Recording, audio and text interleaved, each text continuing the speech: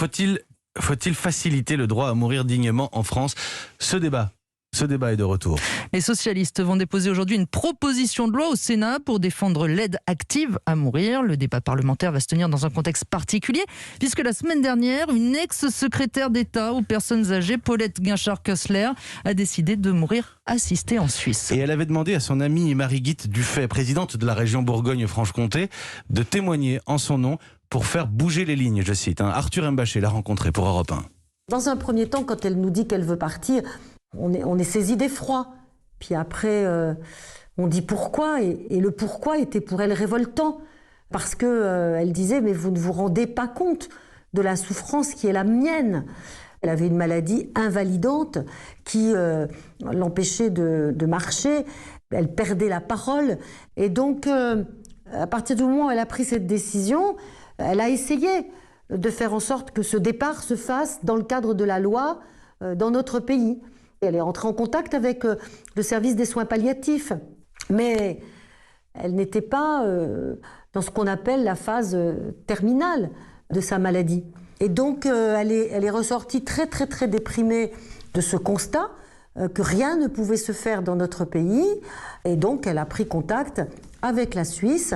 Et donc, c'est là que je pousse un peu un cri en disant mais il faut entendre la souffrance et la douleur de ces malades. Parce que quand on leur renvoie qu'ils ne sont pas assez malades et qu'il faut qu'ils soient complètement torturés par leur souffrance, là, on pourra enfin leur dire oui, on va répondre à votre demande, mais on les torture. Moi, j'ai perdu une amie qui a crié sa douleur et n'a pas été entendue parce que dans notre pays, les choses sont organisées de façon à ce qu'on n'entende pas cette douleur-là. Et ça, c'est pas normal. Marie-Guite Dufay, présidente de la région Bourgogne-Franche-Comté, au micro d'Arthur Mbaché. Alors ce texte socialiste risque de ne pas passer au Sénat, majorité LR, mais le sujet devrait à nouveau revenir à l'Assemblée début avril via une autre proposition de loi. Des élus de tous bords, y compris de La République En Marche, veulent pousser le gouvernement à aller de l'avant. Et la question que l'on peut se poser, Aurélie Herbemont, c'est quelle est la position de l'exécutif ? Eh bien, l'exécutif n'est pas favorable à une évolution de la loi sur la fin de vie maintenant. L'Élysée promet en revanche plus de moyens pour les soins palliatifs et préfère attendre d'avoir davantage de recul sur la loi Claes-Leonetti.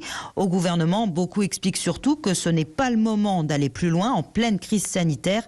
Certains craignant d'être accusés par les anti-euthanasie de vouloir libérer des lits s'ils légifèrent.